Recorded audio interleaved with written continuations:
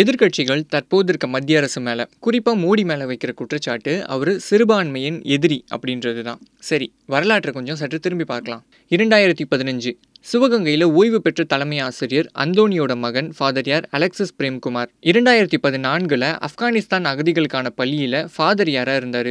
ஆனால் அங்கே இந்தியர்களை அனுமதிக்க தாலிபான் தீவிரவாதிகள் கடுமையாக எதிர்ப்பு தெரிவிச்சிட்டு இருந்தாங்க. ஒரு நாள் பள்ளிக்குள்ளே புகுந்த தாலிபான் பயங்கரவாதிகள் அவரை கடத்தியிருக்காங்க. அப்புறமா என்ன நடந்தது அப்படின்னு தெரிஞ்சுக்கிறதுக்கு அவரோட அப்பா அந்தோனிக்கிட்டேயே நாங்கள் ஃபோன் பண்ணி கேட்டோம். திடீர்னு தாலிபான்காரன் என்ன பண்ணதில் எப்படியோ கடத்திட்டு போயிட்டான். ஓகே, கடத்தி கொண்டு போயிட்டானாக்க கடத்தல அங்கே அரசாங்கத்துக்கு தெரிஞ்சு அங்கேருந்து இந்திய அரசாங்கத்துக்கு எவ்வளோ வந்துச்சு. ஓகே, அதுல எனக்கு எவ்வளோ வந்துச்சு. ஓகே, உடனே என்ன பண்ணோம்னாக்க, சரி இதை எப்படி முயற்சி பண்ணலாம், என்ன செய்யலாம் அப்படின்னு நான் ஒரு யோசனையில இருந்தேன். உடனே என்ன பண்ணாக்க, சரி இதுக்கு வேற வழி இல்லை, நம்ம இங்கே கீழ் மட்டத்துல போனாக்கா அப்படின்ட்டு உடனே மேனே அங்கே வீட்டில் இருக்க மேனே கூப்பிட்டு ஒரு பெட்டியில் அடிச்சோன்னேன். பெட்டியில் அடிச்சுட்டு நான் சிவகங்கைக்கு போறேன், கலெக்டரை போய் பார்க்குறேன். போய் கலெக்டரை போய் பார்த்து கலெக்டர்கிட்ட மனு கொடுத்தேன். மனு இங்கிலீஷ் தமிழ் இருந்துச்சு.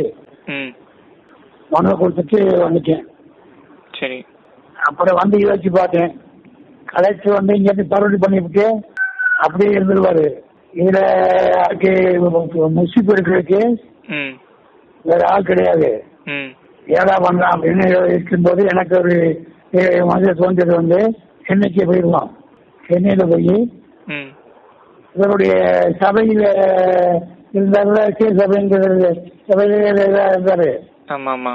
சபையில போய் சபையை சந்திப்போம், அவர் என்ன சொல்றாங்கிறத முடிவெடுப்போம் அப்படின்ட்டு யோசிச்சேன். அப்படின்ட்டு என் மேனை கூட்டிக்கிட்டு தானே அங்கே போய் கலெக்டர் பார்த்தாக்க எனக்கு கேட்டு கிடைச்சது 2 நாள் சென்று போச்சு. முதல்வரை சந்திக்கிறதுக்கு முதல்வர் சந்திக்க முடியல.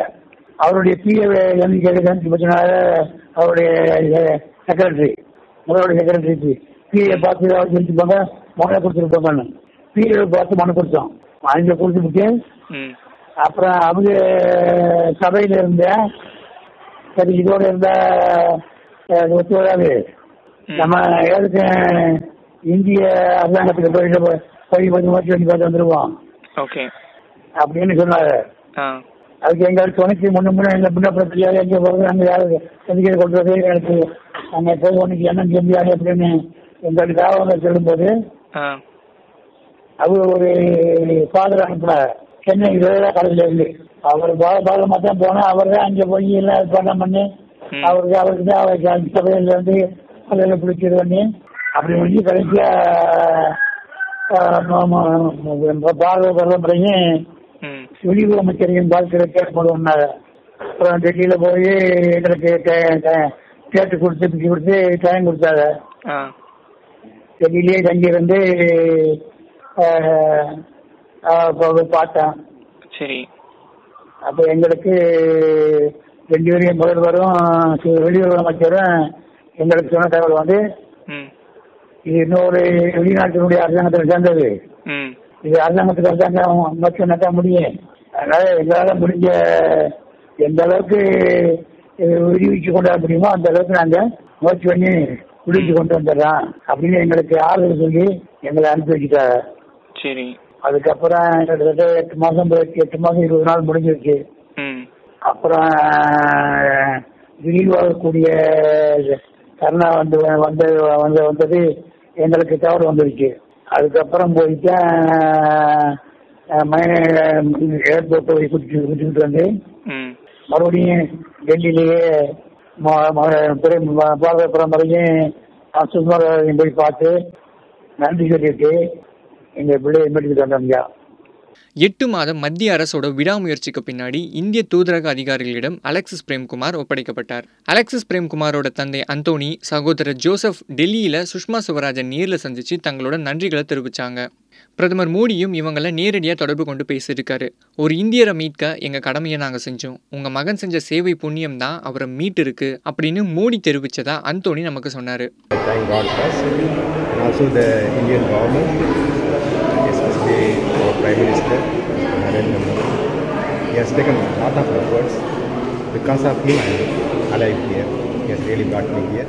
Not only that, he talked to me over the phone when I was in the Kabul airport. When he was talking, I felt that the whole India is welcoming me. The Prime Minister is personally taking interest and talking to me. I felt really grateful. Hello, testing. Hello. என் உயிரினும் மேலான அன்பு உடன்பிறப்புகளே, செய்வீர்களா? நீங்கள் செய்வீர்களா? அத்தனை கட்சி கூவி கூவி அழைச்சு இன்னைக்கு கூட்டணி சேர்த்திட்டு இருக்காங்க. யுத்தம் செய்ய மாட்டேன்னு போயிட்டேன்னு சொன்ன உடனே கோவலேன்னு சொல்லுவாங்க.